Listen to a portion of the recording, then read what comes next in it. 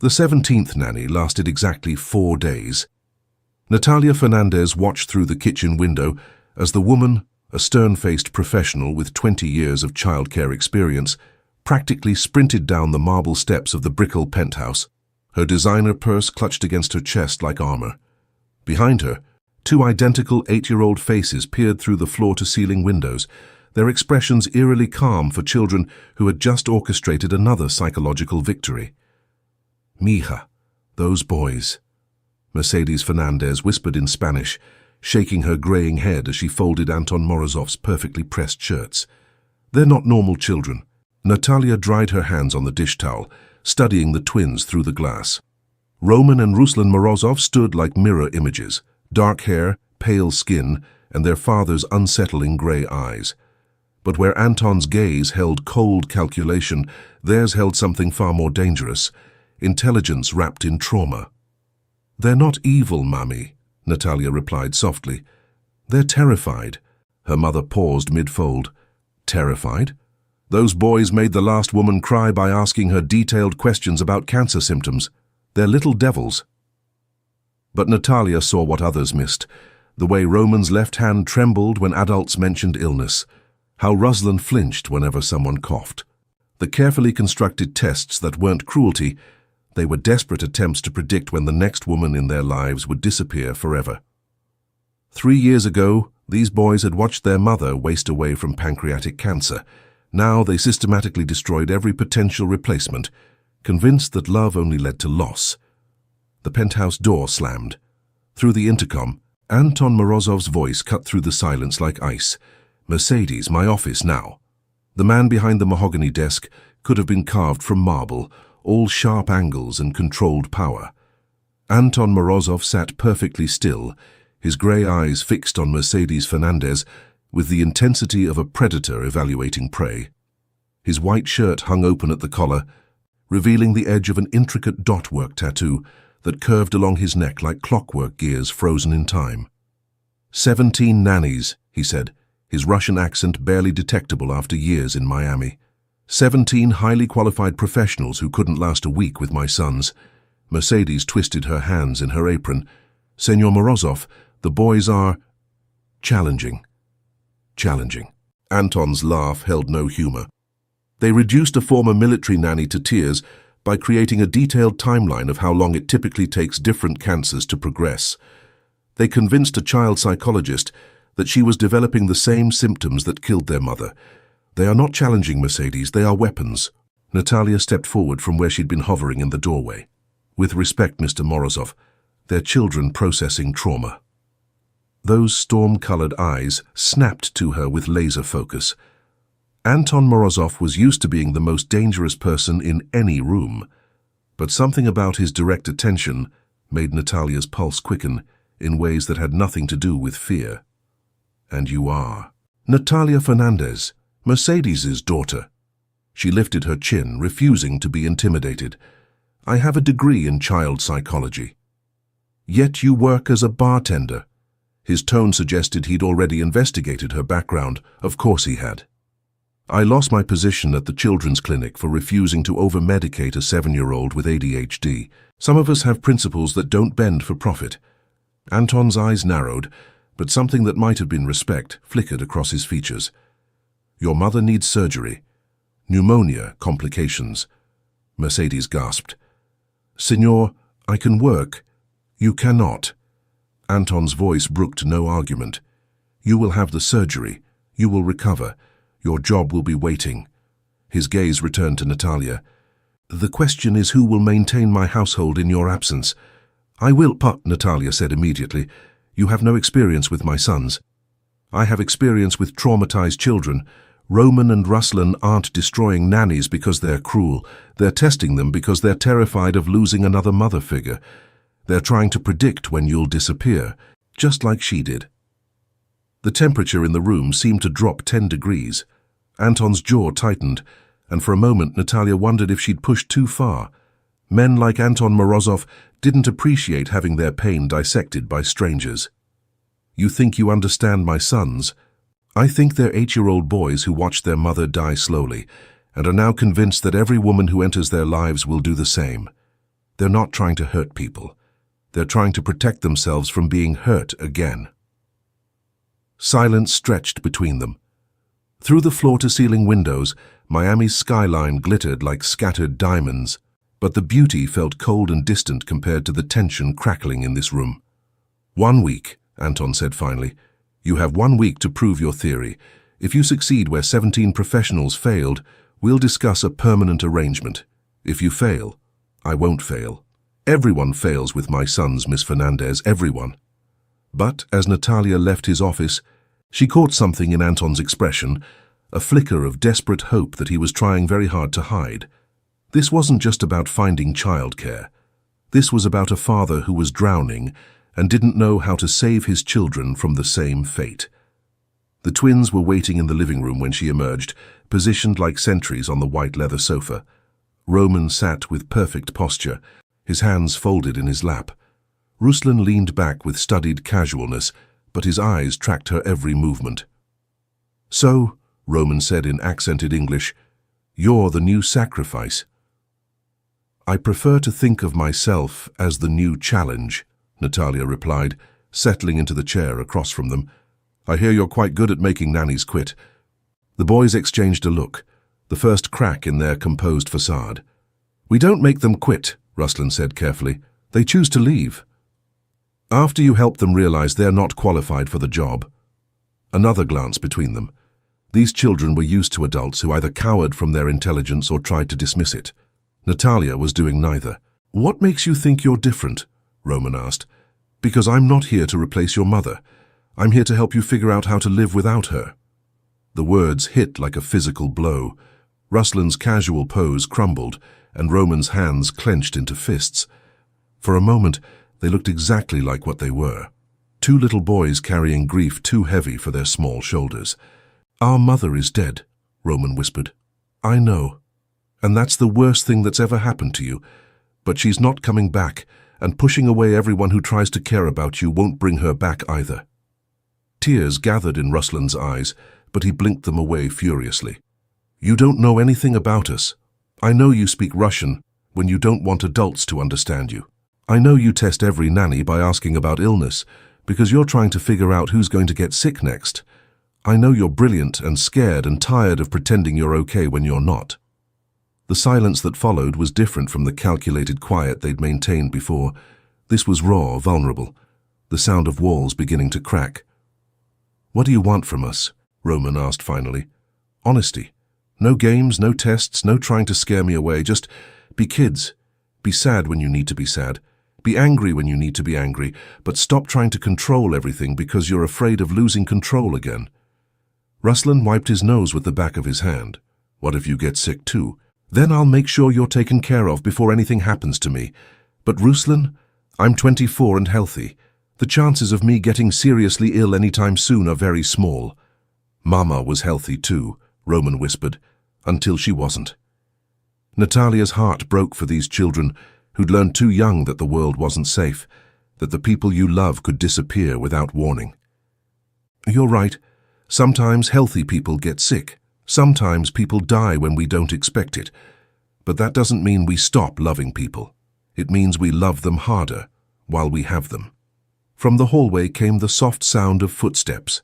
Anton, listening to every word. When she glanced toward the doorway, she caught a glimpse of his profile. His jaw tight with emotion he was fighting to contain. Can we talk about Mama sometimes? Ruslan asked, in a voice so small it was barely audible. Of course. She was your mother. She'll always be part of you. The nannies never want to hear about her. They say it's unhealthy to dwell on the past. The nannies were wrong. Your mother loved you. And remembering her isn't unhealthy. It's human. Roman stood suddenly, walking to the window that overlooked Biscayne Bay. Do you really think you can last a week with us? I think we can figure it out together. We're very good at making people leave. I'm very good at staying. When Roman turned back to her, his grey eyes, so like his father's, held the first spark of something that might have been hope. Okay, he said quietly. 1 week. But as Natalia looked at these two broken, brilliant boys, she knew 1 week would never be enough. They needed time to heal, to learn that love didn't always end in loss, and despite every logical reason to walk away from Anton Morozov's complicated world, she found herself wanting to be the one to teach them. The question was whether their father would let her stay long enough to try. 3 days into her trial week, Natalia had learned several crucial things about the Morozov household. Roman organized his books by emotional impact rather than alphabetical order.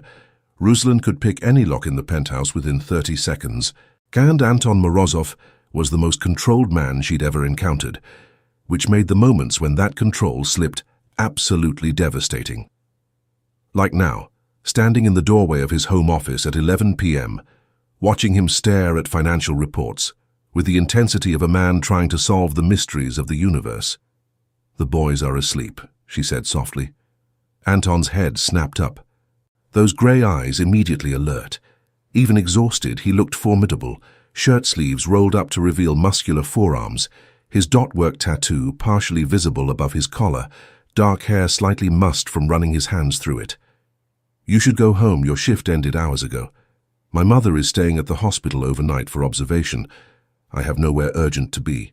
She stepped into the office, noting the empty coffee cups and the tension radiating from his shoulders. "When was the last time you slept?" "Sleep is a luxury I can't afford. Sleep is a necessity you're denying yourself." She moved closer, and Anton's entire body went rigid. "Your sons need you functional, not running on caffeine and stubbornness. My sons need me to ensure their safety. That requires constant vigilance." "From what? We're 40 floors up in a building with more security than Fort Knox." Anton's laugh was bitter. "You have no idea what kind of complications a man in my position faces, Miss Fernandez." "You're right, I don't. But I know what happens to children when their remaining parent burns out from trying to control everything." She paused, choosing her words carefully. "They lose him too." The words hit their target. Anton's jaw clenched, and for a moment she saw past the controlled facade to the grief and terror underneath. This man who commanded respect through presence was absolutely terrified of failing his sons the way he believed he'd failed their mother. "You don't understand. I understand that you blame yourself for not being able to save Yelena." Anton went completely still. "You know nothing about my wife. I know she died of pancreatic cancer 3 years ago. I know it's one of the most aggressive forms of cancer, with a survival rate that has nothing to do with how much money you have or how powerful you are. I know you probably spent millions trying to save her, and it wasn't enough." "Stop!" The word came out like a growl. "I know Roman and Ruslan watched their mother waste away, and now they're terrified it will happen again. But I also know they're watching their father waste away from guilt and exhaustion, and they're scared of losing him too." Anton stood so abruptly his chair rolled backward. "You've been here 3 days. Don't presume to psychoanalyze my family." "I'm not psychoanalyzing, I'm observing. Roman asked me today if you were sick because you look tired all the time. Ruslan wanted to know if men can die from sadness." The fight went out of Anton like air from a punctured balloon. He sagged against his desk, suddenly looking every one of his 38 years. "They asked you that?" "Children notice everything. They see you working 18-hour days, barely eating, never sleeping. To them, it looks exactly like the beginning of losing another parent." Anton's hand went to his throat, fingers tracing the edge of his tattoo, a nervous gesture she was beginning to recognize. "I don't know how to be enough for them," he admitted quietly. "Yelena was. She was everything, the heart of this family. I'm just the man who provides security and writes checks. You're their father. That's not nothing. Their father who couldn't save their mother. Their father who's trying so hard to protect them that he's forgetting they need him present, not just powerful." Natalia moved closer, and this time Anton didn't retreat. Up close, she could see the exhaustion etched in the lines around his eyes, the way his shoulders carried the weight of impossible responsibilities. "What are you suggesting?" "Come upstairs, say goodnight to your sons, then get some sleep. I have work. The work will be there tomorrow. Your children need their father now." For a moment she thought he might argue. Then something in his expression shifted, and he nodded slowly. The boys' room was a study in controlled chaos, Roman's side meticulously organized, Ruslan's scattered with books and art supplies.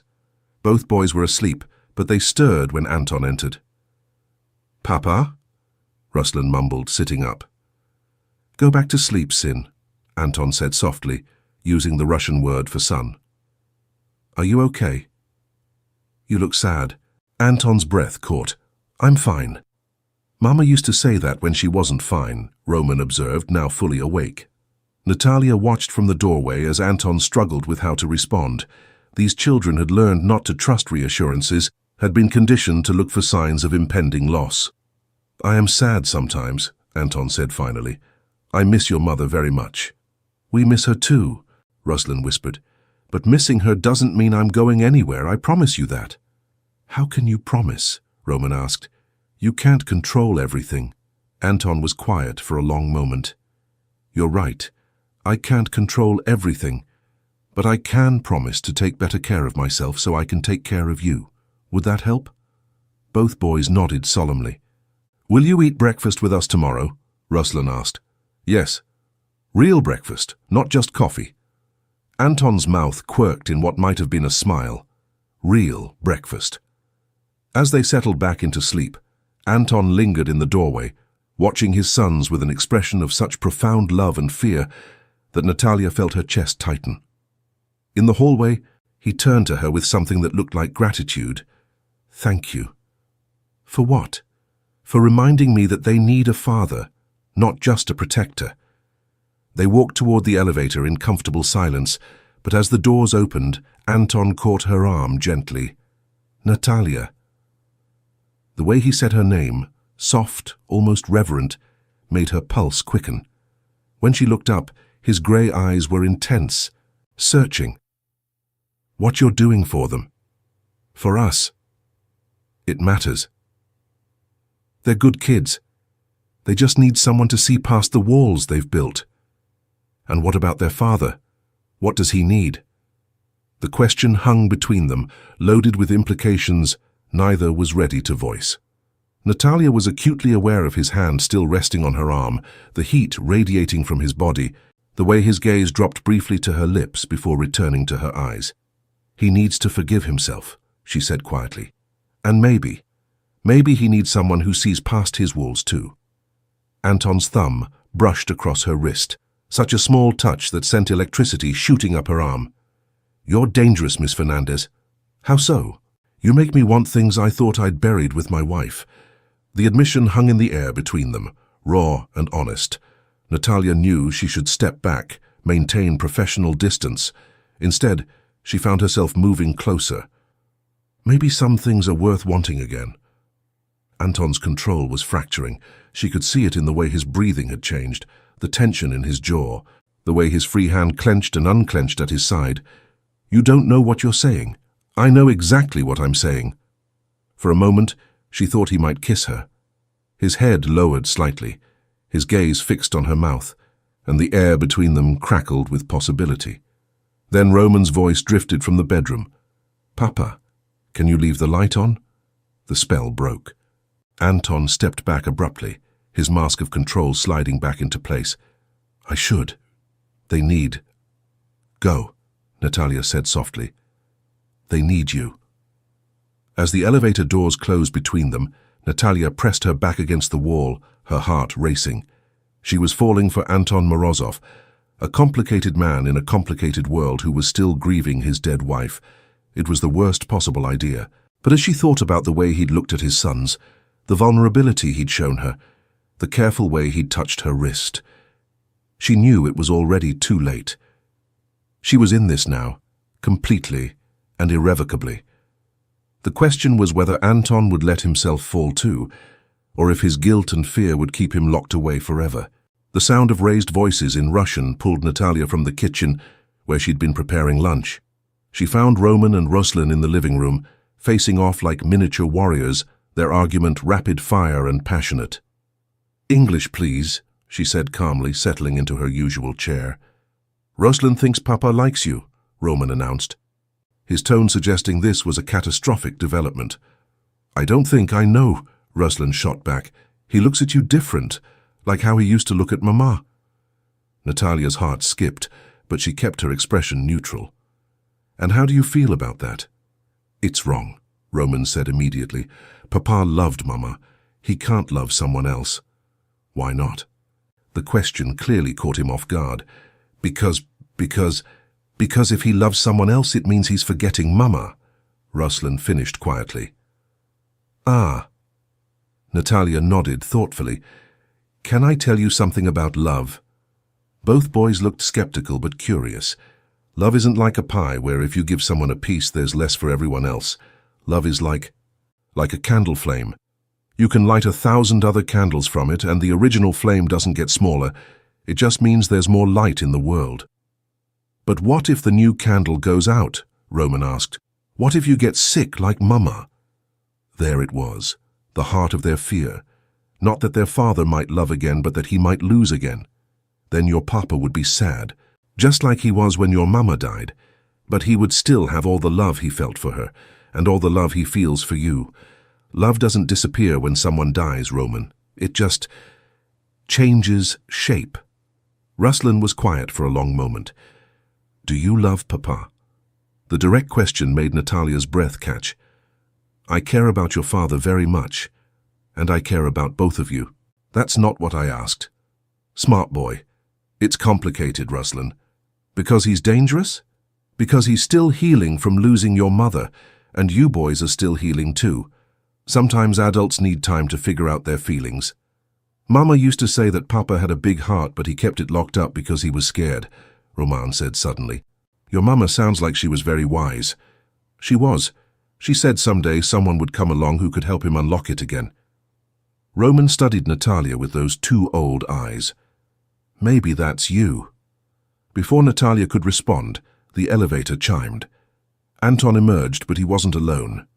A man followed him, tall, blonde, with the kind of casual confidence that screamed money and danger. His gaze swept the room and landed on Natalia with obvious interest.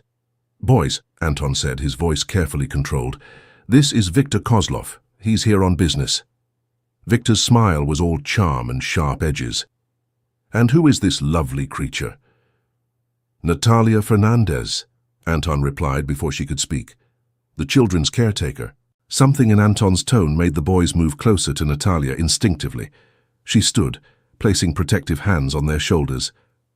Just the caretaker. Victor's gaze traveled over her appreciatively. Anton, you didn't mention she was so striking. We have business to discuss, Anton said coldly. In my office. Of course, but perhaps afterward. Miss Fernandez would join us for dinner. I'd love to hear more about her. Qualifications. The temperature in the room dropped perceptibly. Anton's jaw tightened, and Natalia could practically feel the danger radiating from him. Miss Fernandez has other obligations, Anton said, his voice deadly quiet. Victor's smile widened. Pity. Well, perhaps another time. As the men disappeared into Anton's office, Roman tugged on Natalia's sleeve. I don't like him, he whispered. Why not? He looks at you like you're food and he's hungry. Out of the mouths of babes. Don't worry, I can take care of myself. But 20 minutes later, when raised voices carried from the office, Anton's controlled fury meeting Victor's mocking laughter, Natalia wondered if she was in over her head. The argument escalated until something crashed against the office door. The boys jumped, and Natalia pulled them closer. It's okay, she murmured, but her heart was racing. When the office door finally opened, Victor emerged first. His suit slightly rumpled, but his smile intact. Anton followed, his face a mask of cold rage. Think about my proposal, Anton, Victor said casually, and think about what you have to lose if you refuse. His gaze found Natalia again, lingering with deliberate provocation. Miss Fernandez, it was a pleasure. I hope we meet again soon. After he left, the silence was deafening. Anton stood frozen in the hallway, his hands clenched into fists, that careful control hanging by a thread. Papa, Ruslan ventured. Anton's gaze snapped to his sons, and whatever he saw in their faces seemed to break something in him. He crossed the room in 3 strides and pulled them both into a fierce embrace. You're safe, he said roughly. You're both safe. What did he want? Roman asked. Nothing that matters. Anton's eyes found Natalia over their heads. Pack bags for the boys. We're leaving. Leaving? Where? Somewhere safe. Viktor Kozlov doesn't make idle threats. What kind of threats? Anton's jaw worked as he struggled with how much to reveal. He wants me to give him territory in South Beach. When I refused, he suggested that I had new vulnerabilities he could exploit. The meaning hit her like a physical blow. Viktor had threatened the boys. And her. How long will we be gone? I don't know. Anton's voice was raw with frustration.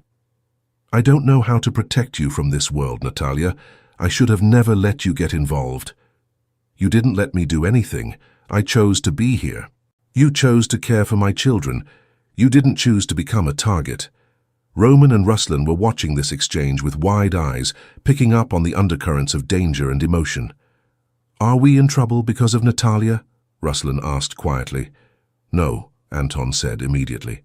You're in trouble because your father has complicated business dealings. That's not her fault. But she's in trouble because of us? Anton's silence was answer enough. Then she should come with us, Roman declared. We protect family. She's not family, Anton said, but his voice lacked conviction. She feels like family, Ruslan said simply. Anton's gaze locked with Natalia's, and she saw the war raging behind his eyes. He wanted to protect her, but that meant either pushing her away or pulling her deeper into his complicated world. The choice is yours, he said finally. But if you come with us, there's no going back. Viktor won't forget that you matter to me. I matter to you? You know you do. The admission hung between them, loaded with everything they hadn't said. Natalia looked at Roman and Ruslan, these brilliant, broken boys who'd somehow become her world in less than a week. Where are we going? Anton's shoulders sagged with relief.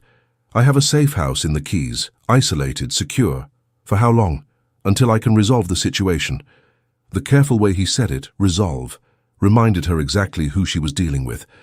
Anton Morozov wasn't just a businessman or a grieving widower. He was a man who solved problems permanently. Will you have to hurt him? Would that bother you? The honest answer was yes. The practical answer was that Viktor Kozlov had threatened children and would probably try again. I don't want you to become someone your sons can't look up to. I stopped being that man the day Yelena died, Anton said quietly. Everything I do now is for them. Then do what you have to do, but come back to us. The word us slipped out before she could stop it, but she didn't take it back. Because somewhere in the space of a week, she'd stopped being just the nanny. She'd become part of this broken, complicated, beautiful family, and she wasn't going anywhere. The safe house in Islamorada was a fortress disguised as a beach cottage, bulletproof glass, reinforced walls, and enough security cameras to monitor a small city.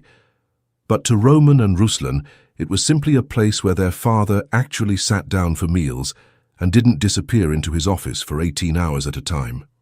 This is nice, Ruslan said, building sandcastles while Roman read under an umbrella. We should live here forever, Natalia smiled from her beach chair, but her eyes kept drifting to Anton, who stood at the water's edge talking quietly into his phone. Even in paradise, he couldn't fully relax.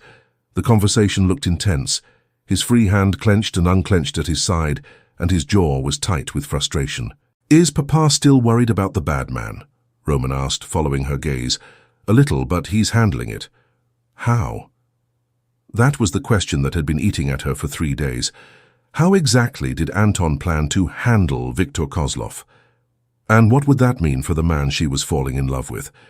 Anton ended his call and walked back toward them, his expression grim. Boys, go inside and wash up for lunch, he said. But we just got out here, Ruslan protested. Now. Something in Anton's tone made both children scramble to obey. When they were gone, he turned to Natalia. We have a problem. What kind of problem? Viktor has your mother. The words hit like a physical blow. What?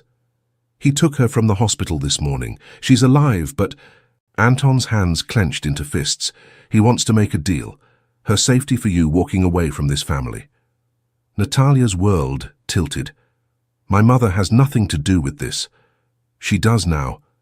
Viktor knows the fastest way to get to me is through you.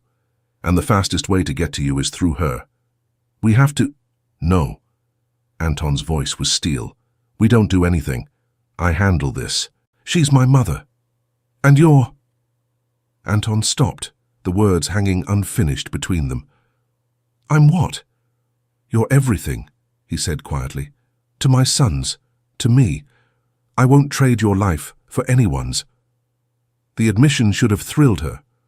Instead, it terrified her. "You can't make that choice for me. I can and I will." "Anton, no."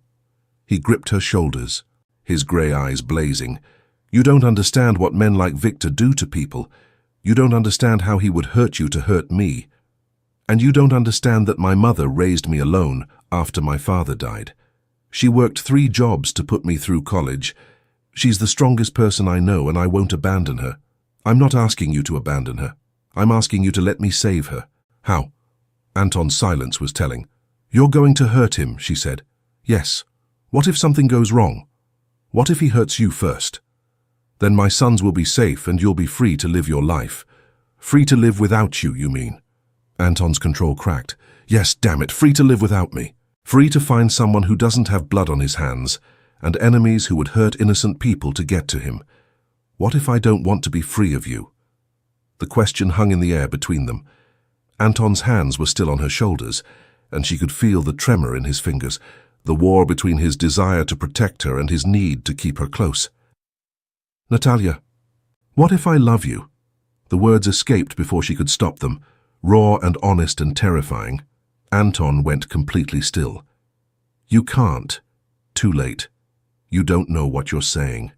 "I know exactly what I'm saying. I love you, Anton. I love your sons. I love this broken, complicated family we've somehow become. I'm not a good man. You're a man who would die to protect his children. You're a man who blames himself for things beyond his control. You're a man who's so afraid of losing people that you push them away before they can leave." She reached up to touch his face, feeling the slight tremor in his jaw. "You're exactly the man I love." Anton closed his eyes as if her touch caused him physical pain. "I can't lose you too." "Then don't.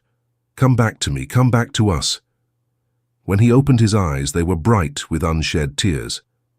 "What if I can't? What if this time I'm not strong enough, or smart enough, or fast enough?" "Then you'll have tried. And Roman and Ruslan will know their father died protecting the people he loved. They'll hate me for leaving them. They'll understand that you had no choice. But Anton, you do have a choice about how you do this. You can go in angry and reckless, or you can go in smart and careful. One of those options brings you home to your family." Anton pulled her against him then, burying his face in her hair. She could feel the desperation in his embrace, the way his body shook with the effort of holding himself together. "I love you," he whispered against her ear. "God help me. I love you so much it terrifies me." "Then come back to me." "I will. I promise." But as they stood there on the beach, holding each other while the waves crashed around them, Natalia couldn't shake the feeling that some promises were impossible to keep. That night, after the boys were asleep, Anton came to her room. He stood in the doorway like a man asking permission to enter his own salvation. "I leave at dawn," he said. "I know. If something happens to me, nothing will happen to you. If something happens to me," he continued as if she hadn't spoken, "there's money set aside for you and the boys. Enough to disappear, start over somewhere safe." "I don't want your money, Anton. I want you." He crossed the room then, pulling her into his arms with desperate intensity. When he kissed her, it tasted like goodbye and forever and all the words they'd never said. "I need you to know," he whispered against her lips, "that these past weeks with you have been the happiest I've been since Yelena died. You brought my sons back to life. You brought me back to life. Then stay alive. For them. For me. For us." Anton's response was to kiss her again, pouring all his love and fear and desperate hope into the connection between them. When dawn came, Natalia watched from the window as Anton's boat disappeared into the morning mist. Roman and Ruslan stood beside her, their small hands gripping hers tightly. "He'll come back," Roman said, but his voice shook with uncertainty. "He has to," Ruslan whispered. "We're his family now." All Natalia could do was hold them close and pray that love would be enough to bring Anton Morozov home. 18 hours of silence felt like 18 years. Natalia paced the safe house like a caged animal, her phone clutched in her hand, willing it to ring. Roman and Ruslan had given up pretending to play, and now sat by the window watching the horizon for any sign of their father's return. "He should have called by now," Roman said for the 10th time. "Papa always calls," Ruslan agreed, his voice small and scared. Natalia's own fear was a living thing in her chest, but she forced herself to sound calm. "Your father is careful. He won't call until it's safe." But privately she was terrified. Anton had left at dawn to face Viktor Kozlov, a man who had no qualms about threatening children or kidnapping innocent women. What if something had gone wrong? What if Viktor had been expecting him? What if... The phone rang. All three of them froze. Then Natalia lunged for it, her hands shaking as she answered. "Anton!" "Natalia." His voice was rough, exhausted, but alive. "It's over. Are you hurt?" "I'm fine. Viktor won't be threatening anyone again." Relief flooded through her so powerfully her knees nearly buckled. "My mother?" "Safe, shaken but unharmed. She's at the hospital being checked over." "Papa!" Roman had grabbed the phone. "Are you coming home?" "Yes, Sin, I'm coming home." "Promise?" "I promise." When Natalia took the phone back, her voice was thick with tears. "How long?" 2 hours, maybe less." "Anton?" "Yes?" "I love you." A pause. Then, so quietly she almost missed it. "I love you too. Both of you. All of you." The boys cheered when she hung up, but Natalia found herself crying, great gasping sobs of relief and joy and overwhelming emotion.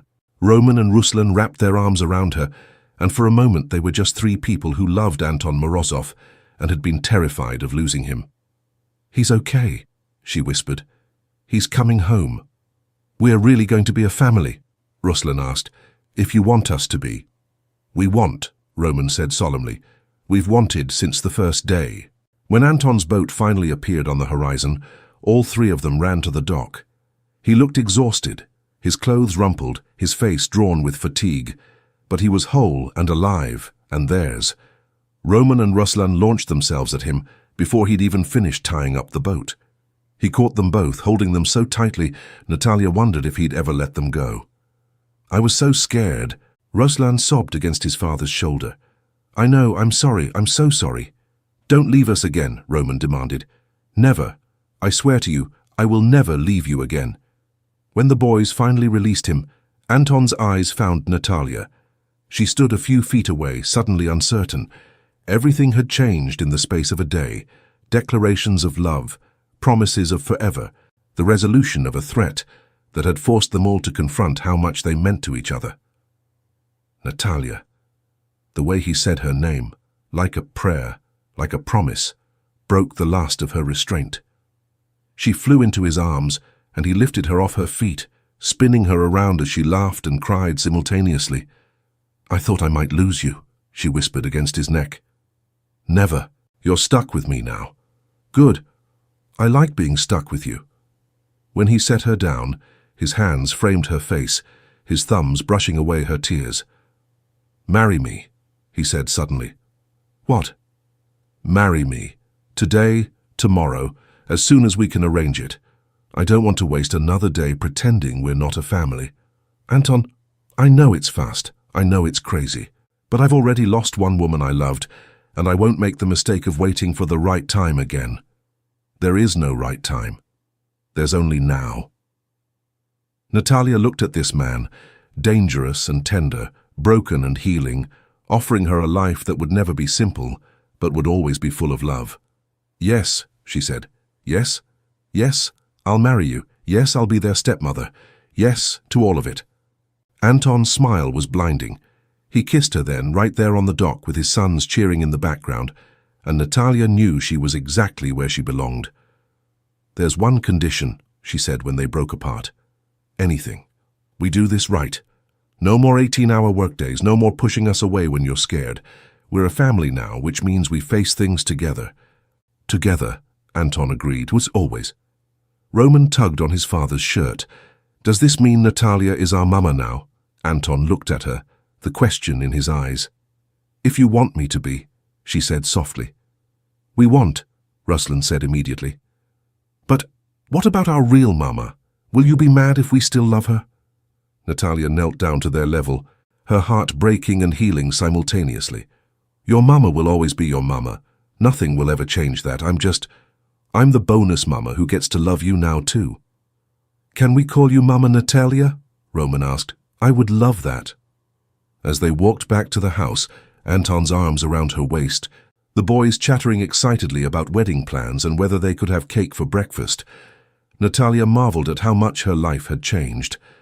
3 weeks ago, she'd been a bartender with a psychology degree she couldn't use. Now she was engaged to a reformed businessman and about to become stepmother to 2 brilliant, healing boys. It wasn't the life she'd planned. It was better. That night, after the boys were asleep, Anton found her on the beach. The moon was full, casting silver light across the water, and the air was warm and salt-sweet. No regrets? He asked, settling beside her on the sand. About what? Any of it. Marrying a man with a complicated past, becoming stepmother to traumatized children, giving up your quiet, safe life for this chaos. Natalia considered the question seriously. The only regret I have is that it took us so long to find each other. Anton pulled her closer, pressing a kiss to the top of her head. Roman asked me today if I thought Yelena would approve of you. What did you tell him?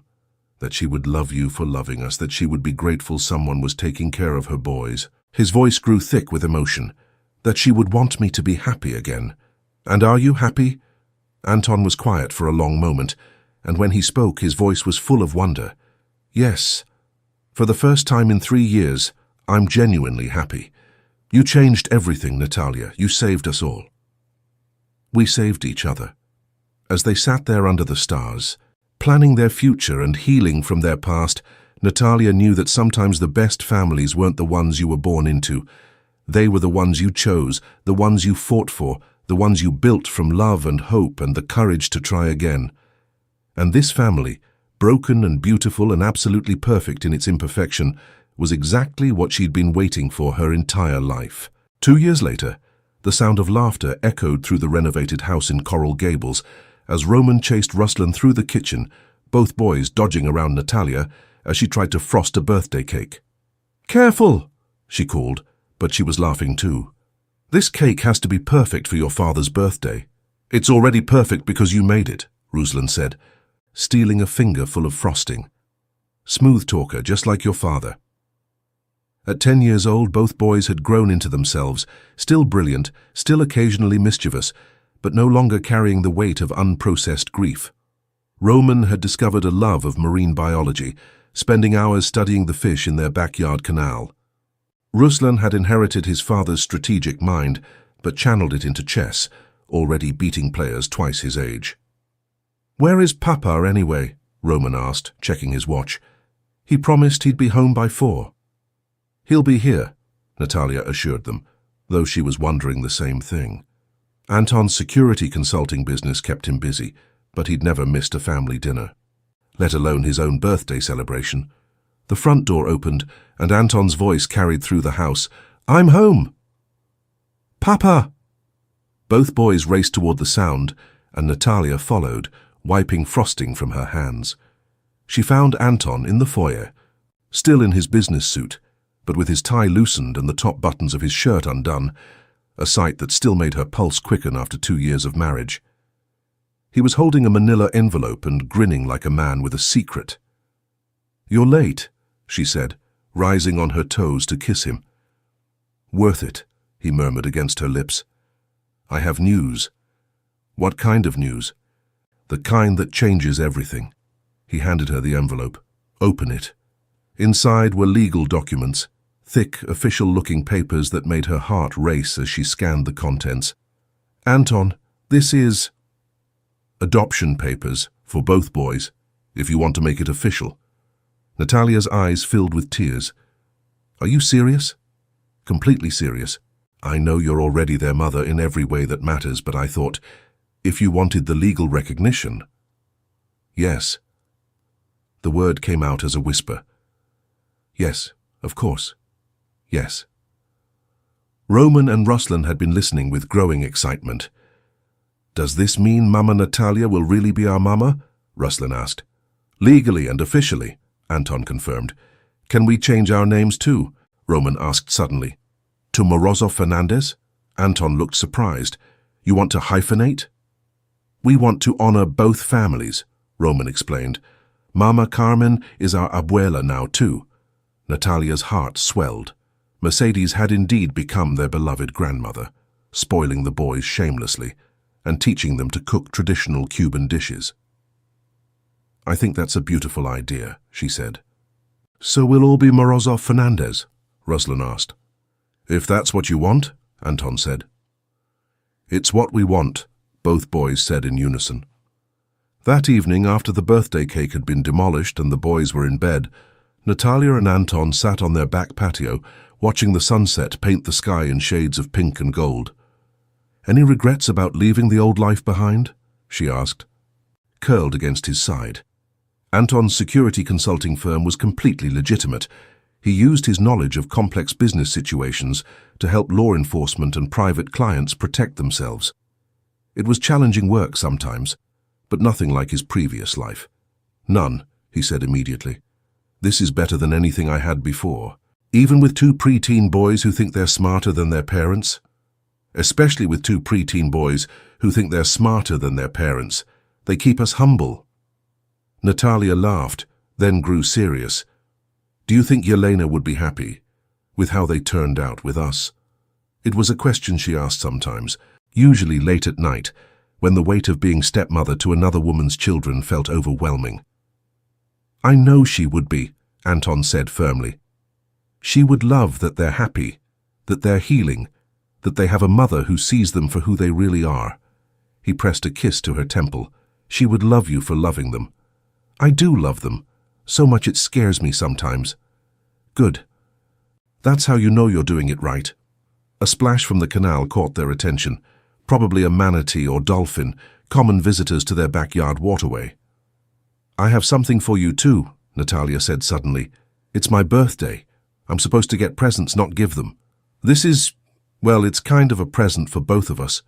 She pulled a small wrapped box from her pocket. "Happy birthday." Anton opened it carefully, then went completely still. Inside was a positive pregnancy test. "Natalia." "Surprise? Are you—" We're having a baby, due in about 7 months." Anton's face cycled through shock, joy, terror, and back to joy. "A baby. Are you happy?" Instead of answering, he pulled her into his arms and kissed her with such intensity that she forgot to breathe. When they broke apart, his eyes were bright with tears. "Terrified and ecstatic," he said. "How long have you known?" "I suspected for a few weeks, but I confirmed it yesterday. I wanted to tell you on your birthday. Best birthday present ever." He placed his hand on her still flat stomach with reverent care. "Does this mean Roman and Ruslan are going to be big brothers?" "Looks like it. Think they'll be excited." "Are you kidding? They've been asking for a baby sister since our wedding." "What if it's a boy? Then they'll teach him everything they know about being a Morozov Fernandez. Poor kid won't know what hit him." As they sat there planning for their expanding family, Natalia marveled at the journey that had brought them here. What had started as a temporary job caring for 2 traumatized children had become the greatest love story of her life. "No nanny lasted with the powerful father's twin sons," she said suddenly. "What?" "That's what everyone said. No nanny could handle Roman and Ruslan Morozov." Anton's smile was soft and full of love. "Good thing you were never just a nanny." "What was I then?" "You were exactly what we needed. A healer, a mother, a miracle." He kissed her again, gentle and full of promise. "You were home." And as the stars came out over Miami, reflecting on the water like scattered diamonds, Natalia knew he was right. This beautiful, chaotic, perfect family was exactly where she belonged, forever.